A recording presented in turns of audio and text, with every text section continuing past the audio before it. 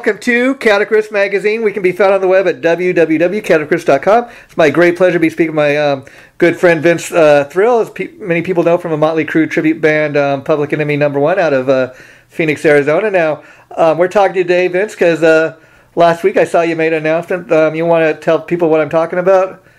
Yeah, sure. We can get started. Well, recently, after almost 13 years of being in Public Enemy #1, Motley Crue tribute band, and various other tributes, Hooligans Holiday, Girls, Girls, Girls, and a couple other bands, Decade of Decadence, I finally decided to call it quits for doing the Motley Crue stuff. And now let's make it clear here. Now, is the entire band coming to an end, or are they going to get a new singer? Or tell people a little bit about that. Well, you know, I've been with the guitarist, Frankie Styles, who plays Mick Mars in the band for probably about 8 or 9 years now. And from what my understanding is that he wants to continue on with the band. And the other guys I think they're still interested in doing the same thing. So I told him, hey, you know, you have my blessings, and I think that's great that you want to continue on. And so he has all my blessings and everything like that to feel free to take over the band name or continue on under a different name or whatever. But if he wants to go back under Public Enemy, that's fine with me. So I have no problems with that. We've been friends for a very long time. That's cool. That's cool that you get to go do what you want, and you're allowing the other guys kind of to carry on. That's kind of cool. Now, when I last interviewed, I think it's been about a year. You were talking at the time about getting ready to release a new solo album. Now, is that still something you plan on doing? Because I know you kind of constantly continue to work on that. Is that right?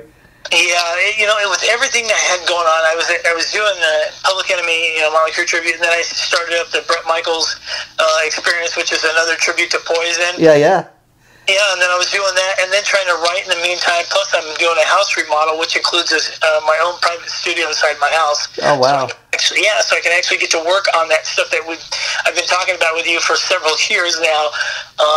But it also allowed me to go in a different direction. I grew up on a ranch and a farm and stuff like that, so I wanted to go back, and I've been writing country music lately, and I really enjoy doing that. So it's another direction that I've decided to take. I'm going to write original country music now. Yeah. Granted, it's not your original country music like, either you think about like old honky-tonk like Hayden Williams and stuff like that. Oh, that's cool. Now, country music's not so... such a far stretch, I think, especially like with you doing the Bret Michaels tribute and that, because especially listening to some of his solo stuff, it's kind of got a country feel to some of it, Yeah, definitely. And the thing about this is, J-Rock, is we're not doing your typical country average, band or whatever, even newer country. If you can imagine this for 1 second, we are going to take country band, like country music, and mix 80s rock guitars with it. So we're going to be doing like mandolins that have overdrive on them. We're going to be taking fiddles that have overdrive on them, screaming guitars, and stuff like that. So we're going to mix country and 80s rock together, and that's what you're going to get. I mean, even Garth Brooks, like when he was coming up early in his career, some of his stuff crossed over to the rock charts and stuff. So I could see that, and I think more power to you. You're being honest with people, like I've been doing this all these years. I want to kind of move on and do something else, and it's got to be a great feeling that you're going to finally get a chance to kind of do your own original music. Exactly. Yeah, this is something I waited for a long time, and I've wrote so many songs lately, and it was kind of a crossover genre anyways that I was doing, so it kind of fell in with what I wanted to do the whole time. And speaking with a couple other guitarists, they're like, man, this is something I really wanted to see you do for a long time, because you have that 80s style voice, and I think if you mix that with country music like you like, and mixed in the 80s vibe, I think you would have something really cool that nobody's done for a long time. It's kind of funny you mentioned Garth Brooks. Yeah. That's exactly like what it is. It's like a Garth Brooks show mixed in with AC/DC and Motley Crue and Guns N' Roses and big hair bands. So it's a very, very cool vibe that we have going on right now. Yeah, I remember Garth Brooks appearing on a Kiss tribute CD like back in '94, and he did kind of like a country rock version of Hard Luck Women. Yep. I mean, that's funny because somebody asked me the other day, said, can you describe to me what the band will be like? Because it's so weird going to be seeing you doing, Motley Crue tributes for so long and then doing something else. I said, well, if you took Garth Brooks in his heyday and amped it up and added steroids to it, that's the show that it's going to be. So it should be a lot of fun. So, let's talk about the band now. You got a set group of guys, or when you go in and record this stuff, you're going to just have some of your friends show up in the studio? What, have you given any thought to that? Yeah, it's actually going to be a full live band. Tony Zielinski will be on drums. Wow. Yep. And then I have another guy, his name is Jake Roberts. He is actually the lead guitarist, and I'll be playing rhythm guitar plus vocals. So, and then our bass player, he has not committed yet to the band, but he's going to. We actually have a rehearsal with him on Sunday, so I'm not going to drop his name yet until we make sure that it's official. Yeah. But he signed on the dotted line, as they say now. Now that's got to be cool, kind of playing guitar for you, because obviously I know you can do it, but in Public Enemy #1, you just had to concentrate on being the front man, the vocalist. So that's going to be fun for you, huh? Get up on stage. Yeah, I always play "Don't Go Away Mad" in same old situation sometimes, and Public Enemy. So I can play guitar and sing too. Plus I play harmonica, I play ukulele, I play, I'm learning mandolin right now and fiddle. So I learned a bunch of different instruments, and I think it'll be a lot of fun to be able to play around in this band. And, and I told the guys, I said, I'm not the guy to be tied down to a microphone. It's just not me. So I'll probably wear a headset, kind of like doing the Garth Brooks kind of thing, where he was able to be mobile and still play guitar and sing, So that's probably good. The direction I'll be headed into. Yeah, and it's got to be cool, besides doing your own original music, kind of, getting out there and to do your own thing. I mean, it's fun to, I'm sure, do the, Motley Crue thing all these years and stuff, but in the back of your mind, you got to kind of think, hey, got to be me. I want to get my stuff out there as well.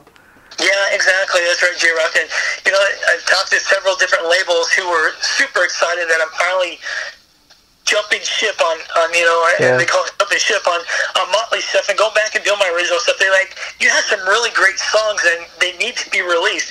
Why you're not releasing them is because you're too busy doing the other stuff. So you need to make a decision, on what you want to do. And so, at the end of October, I finally made a decision. I was like, well, I'm going to finish the gigs I have up for the rest of the year, and then as of January of 2022, I want to go back and actually start creating original music again. So that's what we're on board for doing. So have you played your final show with Public Enemy, or is that still to be? That is a great question. We had a couple of gigs that we were going to finish out on the year, but with the bomb I dropped of me leaving and stuff like that. Yeah. I think it was a little upsetting to the band and stuff like that. So would I like to do one final show with them? Absolutely. Yeah, I definitely like to do that. But is it in the cards? Who knows at this point? I don't think everybody was on board with me leaving. Yeah. But it is what it is. I wanted to finish up shows, and then with the news that they got, I'm sure they weren't happy about it. But Frankie, he's been on my side the whole time, and he was perfectly okay with it. Would he have liked to finish out? Yeah. The last couple of shows, absolutely. But you got to have everybody on board with that. So yeah, who knows? Hopefully, you can work it out and kind of end on good terms. But so were you the Bret Michaels in the Bret Michaels experience that you were doing with him? Yeah, I did Bret Michaels. So we did double shows, and the reason we did that is because the Motley show is 2 hours long. Yeah. And most venues want you to play for 4 hours. Wow.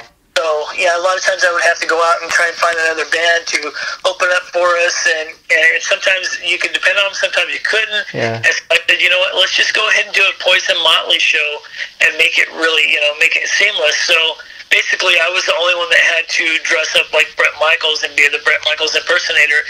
Then I would go backstage and get dressed up as Vince Neil. So, one, I got paid twice that night, which was really cool. Yeah. Now the interesting thing to ask there, now, it's kind of cool because, doing both guys are obviously both blondes. There's not too much difficult transformation there. But, when you go from, say, performing as Vince, as you did on the stage, to doing the Bret Michaels experience, and you kind of have to morph yourself into Bret Michaels, what was that like? You know, we opened up. I tell you what the trickiest part about that is we always opened up with Bret Michaels because the vocals were way easier to do than Motley Crue is. You know, there's a lot of screaming and stuff like that goes on in Motley Crue, and the vocal wise, and Bret Michaels' Poison is more of a singing style. Yeah. You know, so you want to make sure that you open up with the Bret Michaels just because it's smoother, and then if the voice got a little bit rough, it's okay because it was Motley after that. So it worked out pretty good. You just I had to pace myself because I'm so energetic when I'm on stage. I'm running around going 100 miles a minute, and so I didn't want to wear myself out. I kind of had to pace myself. Yeah. Ready for that, get ready for the Motley stuff. And when you did the Bret Michaels experience, were you guys doing solo stuff as well as Poison? No, I wish we would have. That would have been awesome. I wanted to do some of that, like You're All I Ever Needed and stuff like that. But we didn't get to do that, unfortunately. But that was something I definitely wanted to do.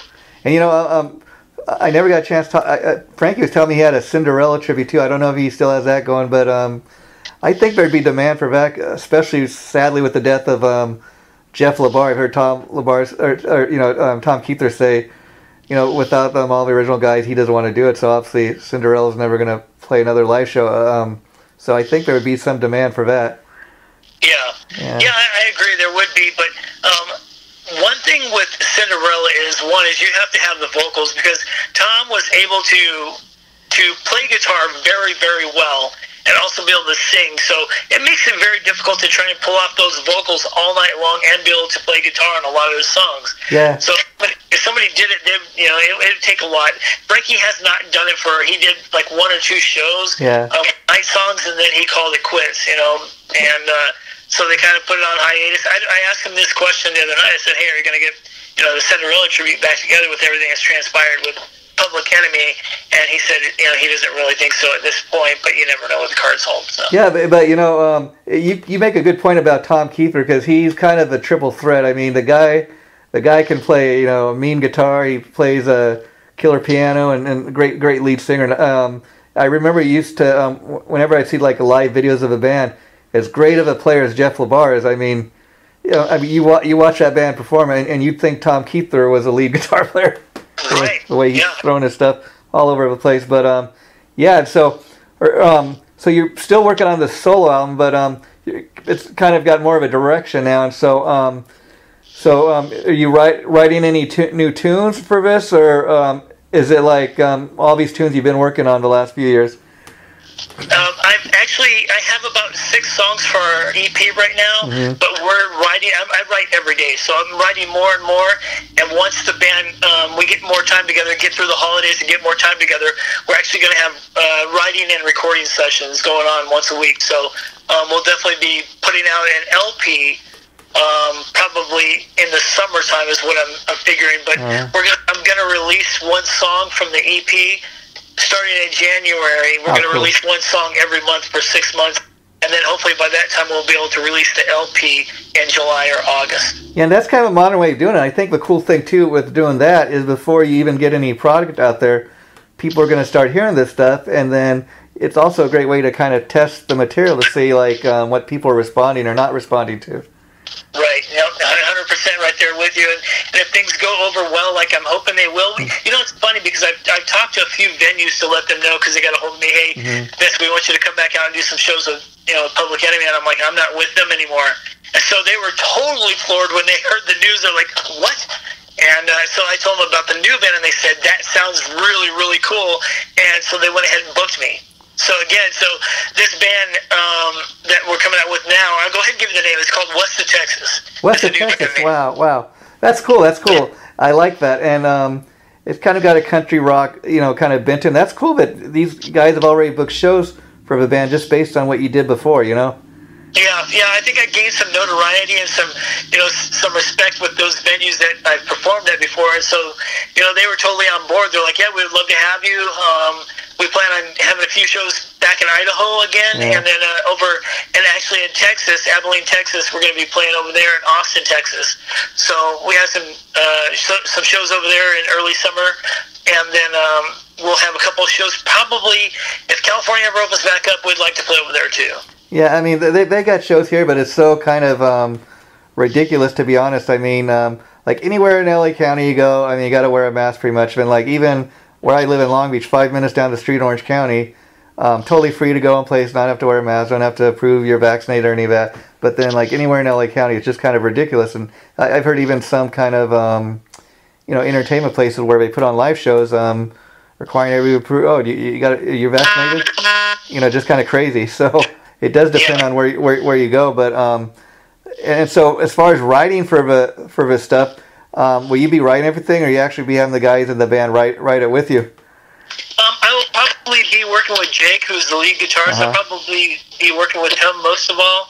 Like I said, I got this recording studio that I built inside of my house. So I'll probably have Jake over, and we'll be sitting down writing most of this stuff together. Because, I have visions and ideas in my head of what it sounds like. Yeah. But I want him to put it to his style of music, his guitar playing, so it fits him as well as it does me. Yeah, what you need to do is get like a cowboy hat or something, Yeah. Yeah, but I could even, because of how people associate you with the Motley Crue thing, I think it'd be cool like if you did something like maybe like a country rock version of something like either Home Sweet Home or even Something to Believe in, or maybe Every Rose or something like that. Yeah, I think that would be cool too. That's we actually, because we're not doing pure all originals, we're actually going to throw some covers in there. Yeah, that's we cool. will be doing like some AC/DC and some Guns N' Roses and probably Poison and stuff like that. Going to throw a few rock songs in there so we can please everybody. Yeah, I don't know if you've ever played the song or not, but I think a great one to kind of consider would be, I mentioned it earlier, Hard Luck Woman by Kiss. Oh, yeah, we do. We actually have Rock and Roll All Night was one of the first songs we put on there, but Hard Luck Woman would be a great song to add, too. Yeah, wow, so let me ask you, you talked about some of the bandmates and how they react, but how about the fans since you made the announcements? I mean, is it kind of mixed, or what have you been getting? I think for the most part, it's been really, really good. Yeah. And I think it's the fact that a lot of people have expected me and wanted me to do this for a long time, and so finally they're seeing it come to fruition. So they're like, "All right, this is what I expected from you, Vince, but not as long as as it's taken." So a couple of the radio stations that I've been talking to, they're really excited about it, and they're saying, "Hey, you know what? This is what we expected a long time ago. It's sorry it's taken so long." Yeah, I mean, it's kind of a double-edged thorn, because of course you want to do your own music. Who wouldn't if you had some kind of musical talent? But like a lot of places, you got to pay the bills, and so if you're able to, a lot of times people don't understand, but a lot of times doing the tribute thing, it's a lot easier to make a living doing other people's music. That's just the sad state of affairs. But guys like you've been able to do, like you said, for on and off for 13 years, because you're convincible as Vince Neil. I'll say that. I mean, even talking to you on the phone, you sound like Vince Neil, just your talking voice. It's so funny. And you were telling me, like, we did an interview about a year or so ago about the Dirt movie. You were telling me that somebody online was telling you, oh, you're Vince Neil. Yeah, don't lie and say you're not. You killed Razzle and all this, and you're kind of arguing with the person. But I mean, that's how convincing you are, Oh, thanks, J-Rock. Yeah, I think after doing it for so long, I kind of like just take it for granted. But when I do talk to other people, they're like, "Man, even after the shows, I'll get done with the show and they'll talk to me. And they're like, man, you even sound like him when you're talking to me." So I'm like, I think it's just the tone of our voice or something. I don't know. It's worked out good for 13 years for me, so I guess I can take that. I mean, sometime in a situation like that you're so good at what you do that it doesn't take much convincing, and it's, in your case, it's not just that you look like him and sound like him. I mean, like if anybody's watched any of the videos you put up of your band and that over the years, I mean, you guys really, the whole band, not just you, but the whole band looks like Motley Crue. I'm convinced that's Nikki Sixx and Vince Neil up on stage. When I look at those photos on your Facebook page, it looks that good. It's not just like a copycat cover band, just trying to look like a cheap ass version of Motley Crue. You guys really, you go to the length to really, like I said before, it's rock and roll theater, and it's the ultimate kind of rock and roll theater to me. Thank you. Yeah, I think the most recent lineup that we had, with myself and then Michael and Frankie and Pete. That was probably the best looking lineup that we've had, because everybody really looked the part, and everybody played the part. They did really, really well. I was really proud to be sharing the stage with those guys. They were really, really good. They put in the time and the effort to make it right, Yeah, and I think the cool thing about doing your own thing and throwing in covers, as much fun as you probably had doing the Motley thing, I mean, even doing that, there's certain limitations, like it would be a lot harder to throw in a Poison tune, being in a Motley Crue tribute or any other kind of cover tune, because people are coming and they expect to see a certain thing where you're doing your own thing. Not only are you going to play your own original tunes you write, you're going to throw in other stuff, and maybe if you want to maybe one night do a Motley Crue song in the set, but hey, let's do something off a John Corabi album. You've got that freedom to do that, as opposed to like when you were in Public Enemy or something. Yeah, I'd probably be interested in doing like Hooligan's Holiday or Misunderstood, something like that. That would be very cool. And have you talked to any people, or I'm sure you must have thought about, like, once you start going out and performing live and doing this, it'd be kind of fun and interesting to hear from people that seen you with Public Enemy, and now they're going to go see you with this other solo band, and just kind of compare the two and be like, wow, yeah, I remember when you did this, but this is something different. Yeah, but it's a great idea, actually. We'd probably like to do something like that. That'd be a great idea to get people's take on what, compared to Motley doing Public Enemy and then the new original band, what they thought of the change. And see, the thing with that, I think if a lot more people would kind of not be so stuck in the mud and willing to kind of open their ears, maybe. I'll go see Vince and his new band, and I'll go see what it's all about. And as great as you were doing the Public Enemy thing, they might be pleasantly surprised. Oh, this guy's really, wow, he's writing this stuff. He's really quite a creative writer or whatever. Or he's kind of developing a sound. And I think that's kind of cool, because if people open their ears, open their imagination to what is possible, they might actually find out. I enjoyed seeing that guy's solo act. That's really cool. Yeah, and I would appreciate if somebody, if people give me their input, whether good or bad. You got to be able to have soft shoulders and be able to take, criticism as well as you do, the kudos for doing what you want. But I would definitely be down for hearing the input of the different changes that I've made. And then another thing is even. I was going to tell you one thing, J-Rock. Yeah. Did you notice lately how Nicky has become a cowboy? Yeah, I've noticed. I mean, like I've seen he's moved to Wyoming, and I've seen in some of the photos, like you're saying, he's got a cowboy hat on, and he's what's kind of funny is Nicky. I mean, he's always Nicky in this, but I love like some of these interviews and these clips you see of him anytime he does any kind of press. Like lately, he's been going around trying to convince people, I guess, because people have been talking about Vince Neil, how he looks and he sounds so awful, and he's going to be able to do a tour and that.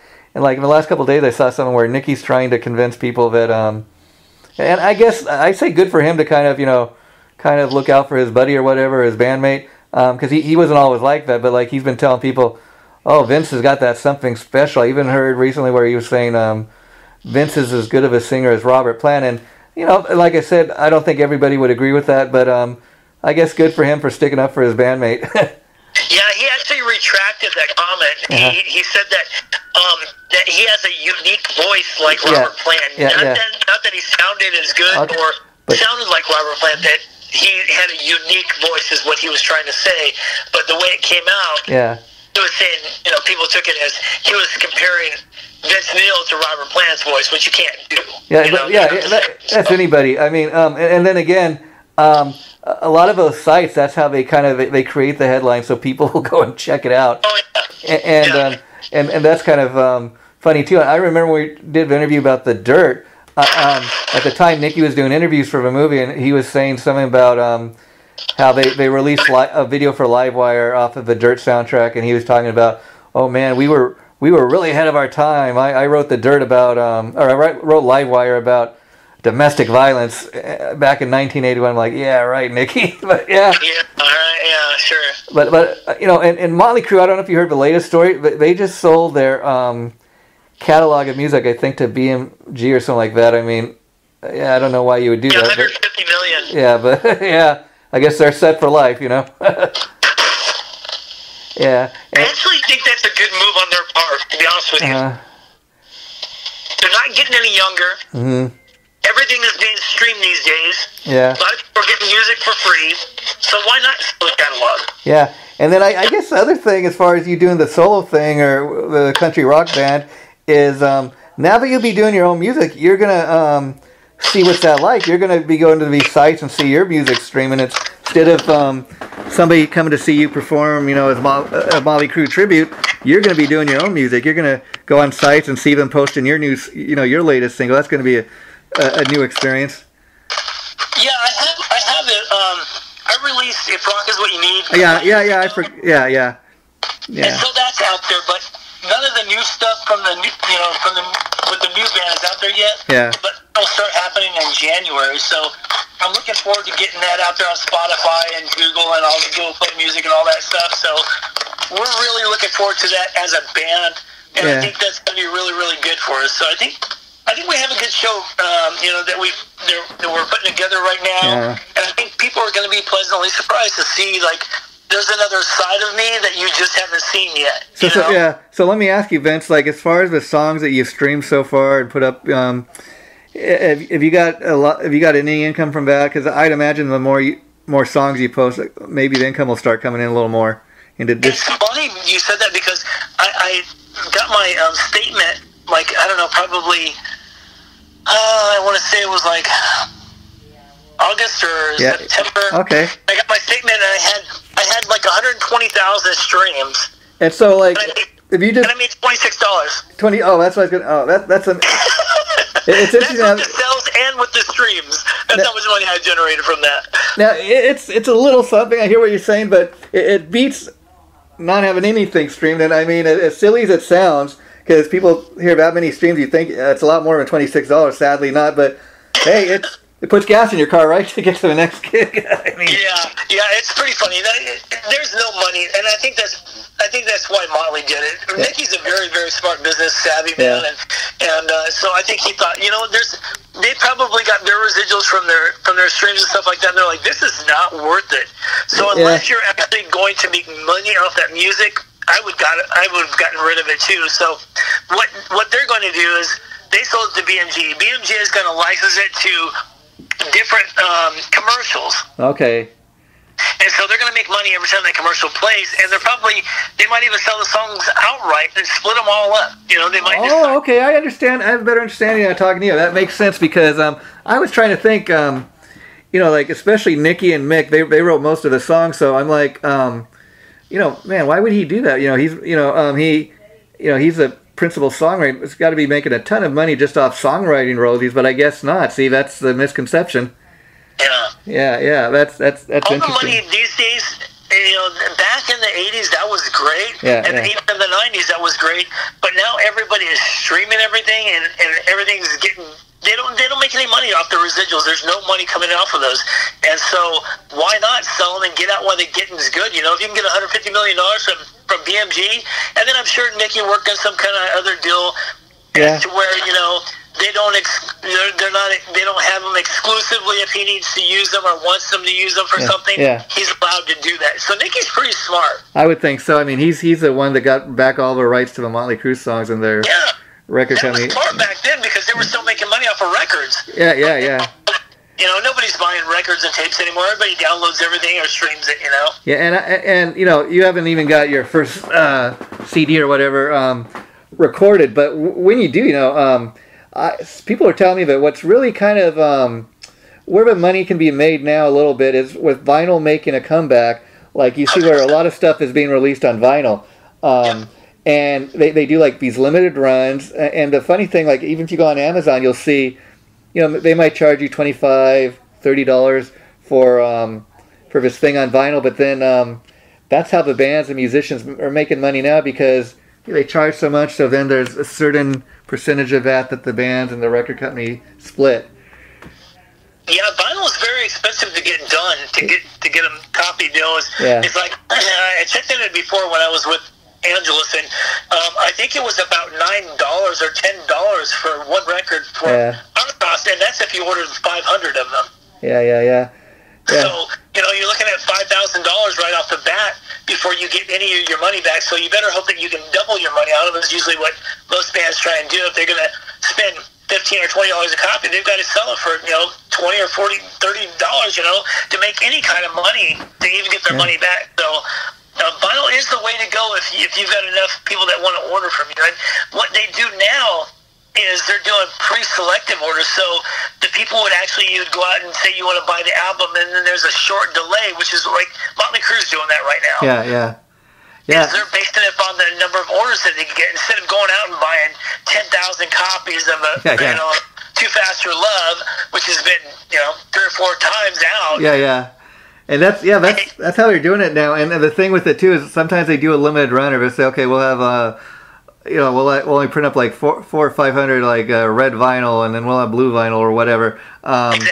And then I was talking to a guy, and it was kind of funny because he's telling me, I don't even have like a turntable. He goes, but I've been getting everything on vinyl just because I want to have it, just because I want to have a collection. And I'm like, that's kind of a little out there, but that's cool.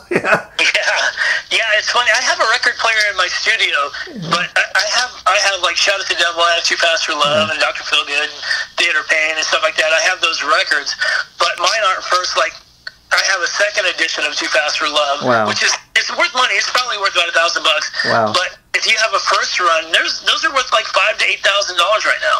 Yeah. So Vince, let me ask you. While we're on the subject of Motley Crue, if they do get the tour together, go out there and do a stadium tour next year, is that something you think you'll go see? It's funny, J-Rock. I had my tickets for 3 years. Yeah, like, I don't know. Yeah, and I had a ton of money wrapped up in those, and I felt like when I had spoken to a few people at the end of last year, the tour's not going to happen. Oh, okay, wow. Wishful thinking, but I don't think it's going to happen, and there's a bunch of reasons of why that tour is not going to take place. I think Nicky's doing the smart thing of trying to keep people still interested. Yeah. Recently talking about Vince, I think he's trying to keep people interested so the money can be around a little bit longer. Yeah. I don't, in my heart and from everything I've heard lately, that tour is not going to happen. I kind of think so. You may be right, but it's sad they couldn't do something because even especially this year marked the 40th anniversary of Motley Crue. It's a shame they couldn't have done something. And I think sadly too, they burned their bridges with Karabi, because he's got on record saying, even if they asked me, I wouldn't do it. I mean, I guess never say never. Maybe they give you the right amount of money, but like he's still sour about the some of the things Nicky said in the press, like I had to teach John Karabi how to write a song. He joined Motley Crue. Yeah, like wow. Yeah. The little short spot they gave him in the dirt too was kind of like he was really pissed off about that whole thing too, about the little tiny 2 seconds that he got in the movie The Dirt about him. So I think I remember telling you when we did our interview about the Dirt movie. I was surprised, to be honest, that they even included him, but I thought, okay, well, they gave him 2 seconds at least. But, it was so quick. It was like it didn't even exist. And then, I didn't even, the other thing Karabi was saying recently is that I didn't even pick up on until he mentioned this, but he said not only did they give him 2 seconds in the film, but the time he was in the film, they wanted to show that, his time in the band when the arena was empty. I mean, I don't know why they had to go there, but okay, they did. Why put it in there at all if you're going to do something like that? It's kind of like a slap in the face, Even to your own band, not just the one guy, Yeah. Oh, well, so Vince, the next single you said's coming out maybe January? Yeah, the first single will be released in January. Wow. Well, I want to wish you good luck, my friend, and have a Merry Christmas and everything. But I'll tell you what, Vince, I was kind of like when I read the announcement, initially, and I contacted you about doing an interview today. I was kind of feeling a little sad, like a lot of people, but I thought, good for him. He's going to get a chance to kind of do what he wants now, as it should be. And I think people should be happy for you. At least say, hey, good luck or whatever with whatever you do, but or kind of be open to it, and give you a chance to kind of prove yourself. Yeah, I think the biggest thing that hurt most people that have been following the band so long was that we didn't do a last show, a final show. Yeah. And we were talking about what it would be like maybe for some of your fans, that came to see you with Public Enemy #1. I mean, you've got that little fan base kind of already built in, which is kind of interesting. But then there's going to be a certain you're going to get some new fans as far as people. You know, when you release the singles or when you release the CD or whatever when it comes out finally, when people finally go and see the first live show you do with this band, you're going to get a group of people come to the show that knows nothing about the Motley Crue tribute. And so that's the best thing that I could hope for. Yeah, that's exactly what I'm saying. And in a way, that's kind of what you want, because I'm sure you'd love to have some of your old fans come and check out what you're doing. But that's really kind of the true test. If you know, the music you're writing, the music you going to be recording and performing live, you know, this stuff that's original Vince Thrill stuff. That's the true test if people really like it, you know. Because right. It'd be a certain thing to expect that, okay, people that saw me with Motley Crue tribute, some of those people might come to the shows. But if that's all that was come to the shows, you know, I think that kind of says it all. But right. That's the true test, I think, you know.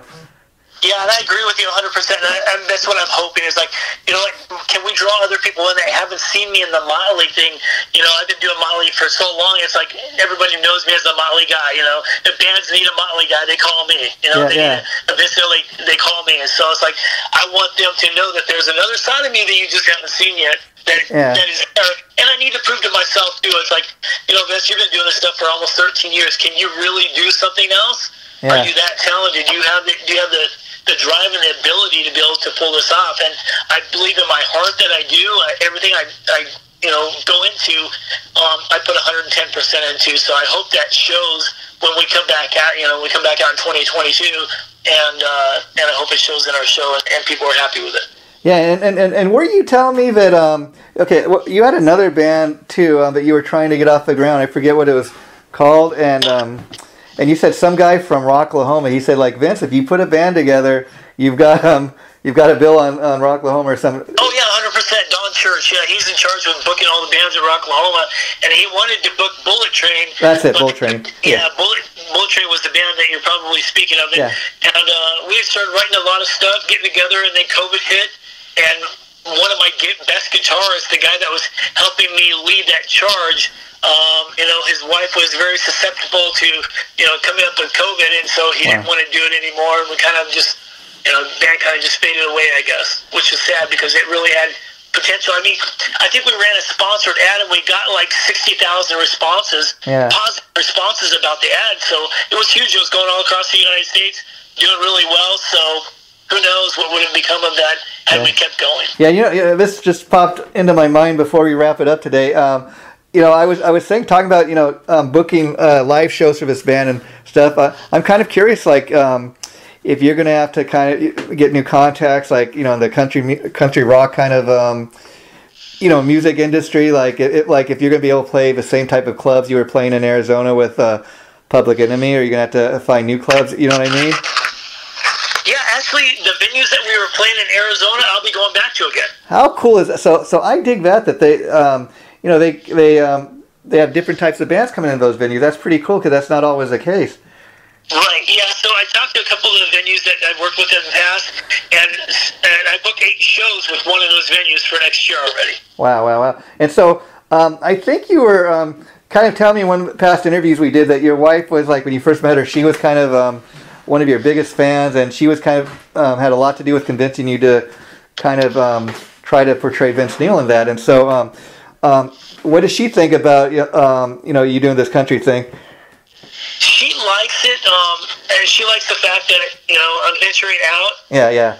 I think she is really nervous because over the years, we've sank a lot of money into Public Enemy, you know, buying the banners and getting the logos and getting all this stuff, you know, and we invested a lot of money into that merchandise side of it and putting the band together. So that kind of hurt in that way of hurt, you know, like we put out all that money for that, and you built up this huge audience and fan following for that. And now you're kind of like just letting it go by the wayside and going off of something else. But at the end of the day, she only wants what's best for me. Of course, yeah. She's 100% behind me and pushing me to do something with this too. Because, you know, she told me, we talked about this the other night.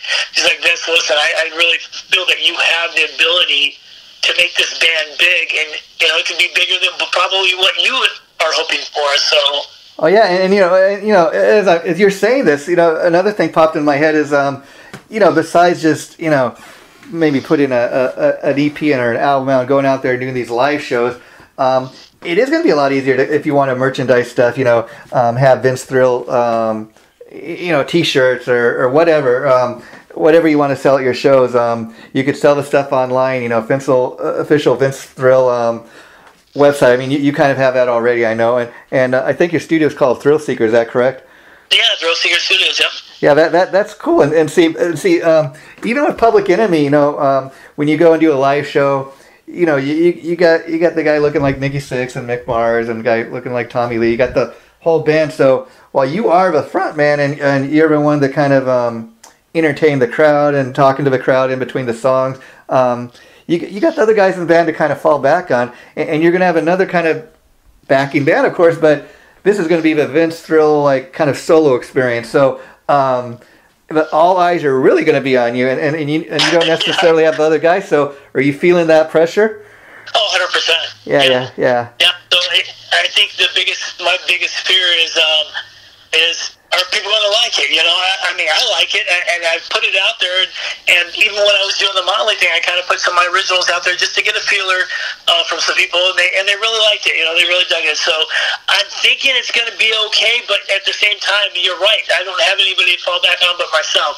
So if this band flops, I'm taking 100% accountability for that. But I don't want to say that that's a bad thing, because I think it's actually a good thing. I kind of agree with your wife, because like you just said, I was getting ready to say that some of those solo songs you put out online, I mean, I really dug them, and kind of I still kind of like you said, I remember talking to you around this time last year, and you're working on that solo stuff. I thought, okay, we're gonna have some more songs coming out. I was excited, and so I think because those songs you put out so far, they're quality stuff, and I can tell you. If I like it, I think other people are going to like it, and probably like you're saying, I don't think you got too much negative feedback. So, in fact, that you just told me those songs streamed as much as they did, that kind of tells you, okay, somebody's listening. Yeah. Yeah, and so I think you're on to something. So, thanks, Sheriff. And then before we wrap it up, finally, I keep saying that, but I just want to say, Vince, good luck with this, and let's keep in touch, because. Our site is kind of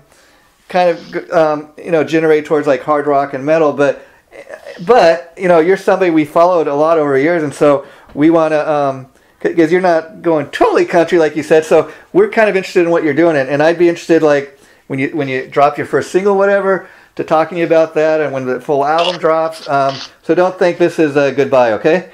Okay, cool. Yeah, I'm definitely down for that, and I think you're going to be pleasantly surprised when you hear what we're bringing, because it's not your grandpa's country. I'll tell you that much right now. So, it's probably something you never heard. We talked a little bit about how the Garth Brooks thing went, but this is a little bit more extreme rock and roll side of things. Yeah. My drummer wants to call it rowdy country. So. It's like if you took Vince Neil and you put him in a country band, that's what's going to sell it. Yeah. I mean, even when you go to Vince Neil's solo show, I mean, he hardly has any of his solo songs in there, except for one of the two big, hits off the first album. But he's mostly doing Motley Crue, because let's be honest, that's what the fans want. But in your case, I think people are gonna really want to hear some Vince Thrill solo songs, and that's what you're going to give them. And I mean, people when they think of country, I tell you, I mean. Yeah, the Eagles are like a great, rock band, but classic rock band. But they got stuff that sounds like country. I mean, even Lynyrd Skynyrd, some of their stuff is kind of country rock. So, they got that great Southern rock sound, from back in the day. So, I think people just got to kind of, when we say country, we're not talking Dolly Parton here. I mean, although, there's got a place for that too. But I think people just got to open their minds and kind of, listen to it first before you decide you're not going to like it. Yeah, and we have a huge stage show too that we're going to be putting with this. So it's not just like your typical country show that you'd go. It's like going to be a rock show, but country music. Yeah, and even like as far as Motley wise, it's a little bit of a pop tune, but I would say kind of "Don't Go Away, Man." That's got kind of elements of that too, you know. Oh, definitely. Yeah, and plus because I've heard people wouldn't think so, but I've heard some people like do that song like on an acoustic guitar, and you can kind of country it up. I guess that's an interesting thing. Like as far as doing covers, you can kind of country a lot of songs up. Like you were mentioning, a lot of people on the surface might not think so, but I could see, like you mentioned, "Rock and Roll All Night," for example, or something. I could see somebody kind of doing a country version of that. Yeah, hopefully Gene doesn't sue me for that. Yeah. Well, I just seen Dave Grohl did a cover of "Rock and Roll All Night," but yeah, well, I imagine you wouldn't do anything like that where you don't pay a licensing fee or whatever. Because I know that. Right. Yeah, sure. But about that. well, Vince, I enjoyed talking to you. Like I said, have a Merry Christmas. I'm going to get the interview up. Like I said, probably next Wednesday. Once I get that confirmed, I will let you know. But take care, my friend, and have a Merry Christmas. You too, J-Rock. Merry Christmas to you and your family, man. Thanks a lot. I appreciate that. Bye-bye. Thank you. I appreciate the interview. Take care, buddy. You too.